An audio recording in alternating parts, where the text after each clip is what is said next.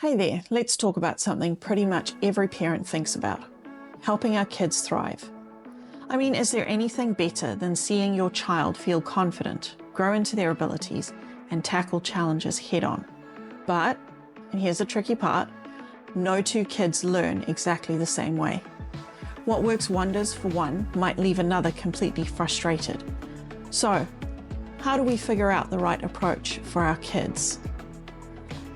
That's what we're diving into today. Practical, no-nonsense learning strategies that actually work and won't drive you up the wall in the process. No gimmicks, no magic formula, just real, actionable ways to support your child's learning journey in a way that makes sense for them. Because let's be real, parenting is already exhausting. We don't need more stress. So grab a cup of coffee or whatever keeps you fueled and let's chat.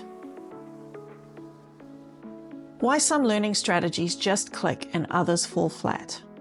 I think one of the hardest things as a parent is realizing that what worked for you in school may not work for your child. Or maybe you've tried advice from 100 different sources only to feel like none of it sticks. And honestly, that's normal. Kids are wired differently. Some need structure, others thrive on flexibility.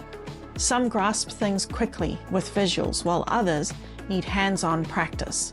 There's no one-size-fits-all approach. But here's the good news. If something isn't working, it doesn't mean your child is struggling or behind. It just means they need a different strategy. And today I'm sharing some simple, effective ways to find the strategy without feeling like you have to reinvent the wheel every night after dinner. The power of small steps, because goals can feel overwhelming.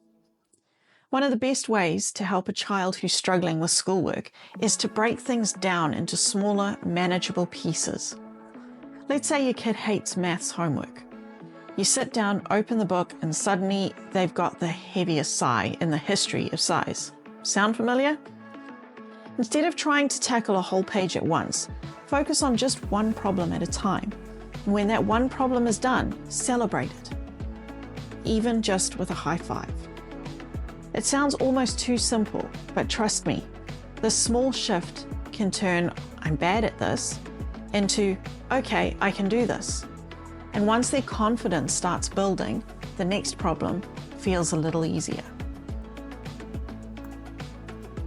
Tried this with my own kid when they were struggling with reading comprehension, and wow, did it change things. We stopped stressing about finishing the assignment and focused on one sentence at a time. Suddenly, frustration turned into progress.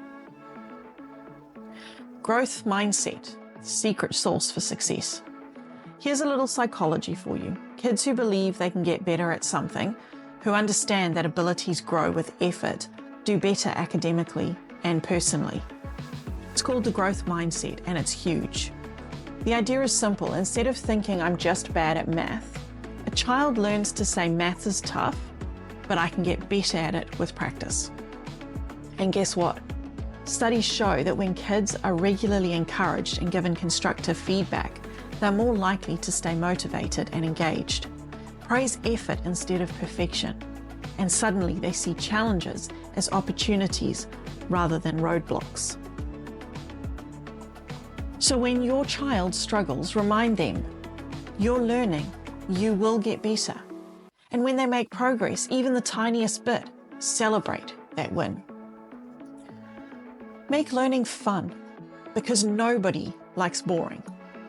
Learning doesn't have to feel like work. It can actually be fun, I promise.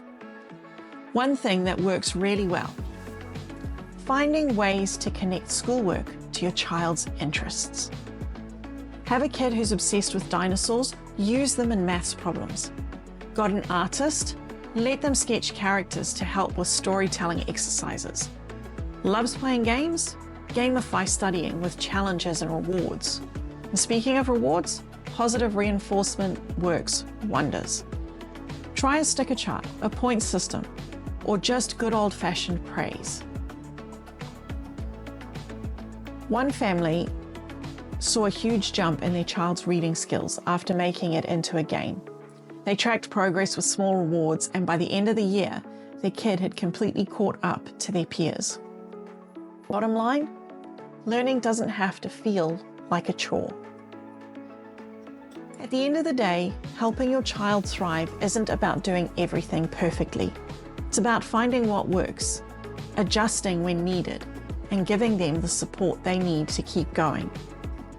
Every kid is unique and success looks different for everyone. But with the right strategies and a little patience, you will see progress. So take a deep breath, pat yourself on the back for everything you've already done, and remember, you're not alone in this parenting journey. And hey, if you've enjoyed this episode, let me know. I love hearing your stories, your wins, and even your struggles. Drop a comment, share your thoughts, and let's keep this conversation going. We'll catch you next time.